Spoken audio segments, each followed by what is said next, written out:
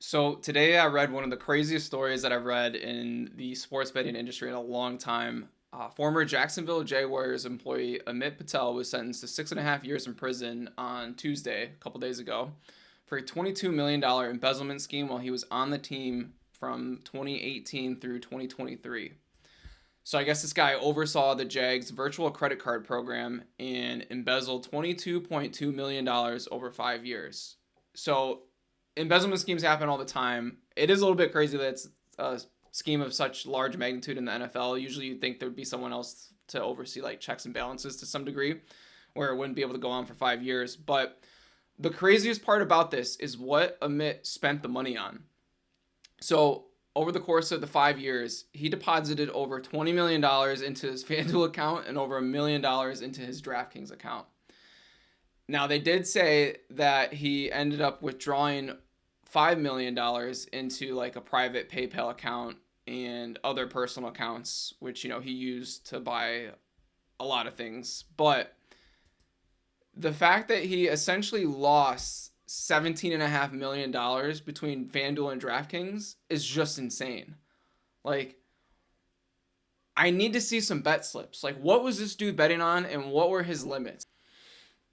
So one, I need to know like did FanDuel increase this guy's limits because he's a high roller and he's got all this money? Like, were they letting him bet like 100 grand, 250 grand, half a million on a game?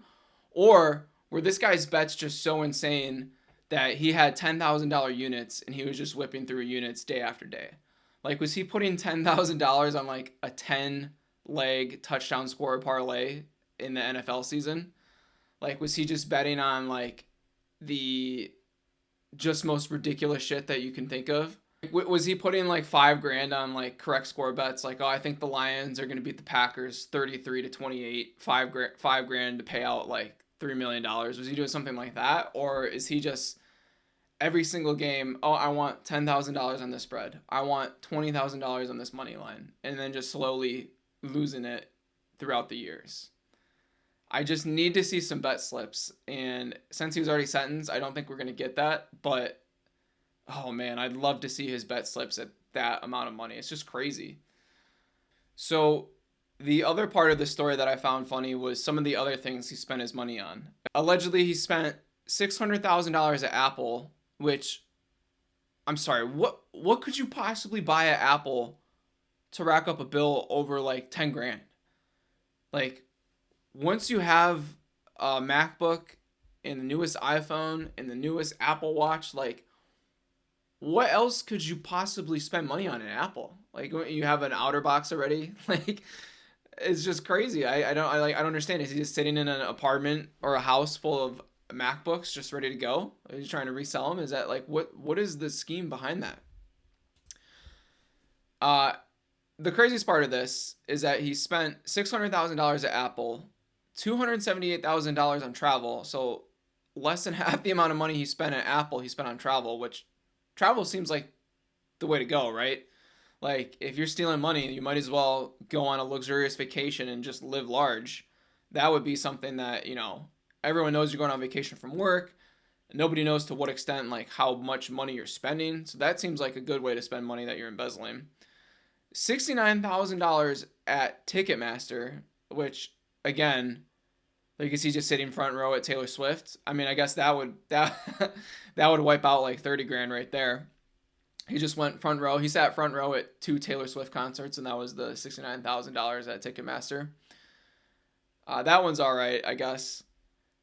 And then he spent $47,000 on Tiger Woods' Scotty Cameron putter from the 1996 U.S. Amateur. That one seems a bit crazy. Like, that seems like the type of purchase where you want to get caught embezzling money. Because that, I have to imagine to some extent that is like public knowledge where someone somewhere would be like, hey, like, sorry, what does this guy do? He runs the Jacksonville Jaguars credit card program. Okay, like, even if he's making, what is he making? 250 grand, 500 grand? Like, probably not making that kind of money where he's able to spend 47K on a putter. That one seems a little bit stupid on his part. And then perhaps the dumbest one of the dumbest ones, he also paid $2,200 for a game-used Trevor Lawrence jersey on eBay. Like, dude, you work at the Jags facility. You can't just go and ask someone for a Trevor Lawrence jersey. Or you can't just, I mean, I know, it's not like he's got a million game worn jerseys to go around. He's only got 16, 17 now with the extended season, but couldn't figure out another way to get that one without spending a lot of money. All in all, this guy Amit just seems like he loves blowing money in the worst way possible. And don't get me wrong, I love to gamble, but to lose $17.5 million gambling, spend $600K on Apple at the Apple store, which makes no sense, $278K traveling, the thing that makes the most sense, and then $47K on a Tiger Woods putter. Like, this guy should be in the running for worst embezzlement spendings of all time. So, jumping to his punishment real quick, he's only sentenced to 6.5 years, which I know nothing about law or how these types of sentences work, but 6.5 years for stealing $22 million seems like a light sentence.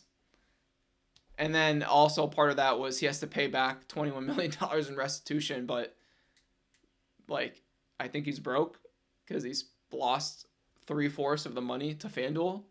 Like, they're not going to see that money ever again. He's going to be in debt forever. So, all in all, this guy got 6.5 years for 5 years of stealing millions and millions of dollars. Something's not adding up with that math. Like, he should at least have to do a year for each million that he stole, no? Like, even 2 years, a million seems like a fair rate, but 6.5 years for 22 million? That's a wonky sentence, man. Obviously, this guy's got, a serious gambling problem, and from what I was reading on ESPN, it sounded like he's had a history of gambling problems and, took his mom's credit card back in the day when he was in college and racked up some debt. So obviously, gambling addiction is serious, and, I hope that people that are addicted to gambling get the help that they need. At the end of the day, it sucks this guy has a gambling addiction, but one, the Jacksonville Jaguars should have some sort of checks and balances to catch this sooner. 2, this guy should have received a way harder punishment. And 3, this guy is like the worst guy of all time in terms of wasting $17.5 million.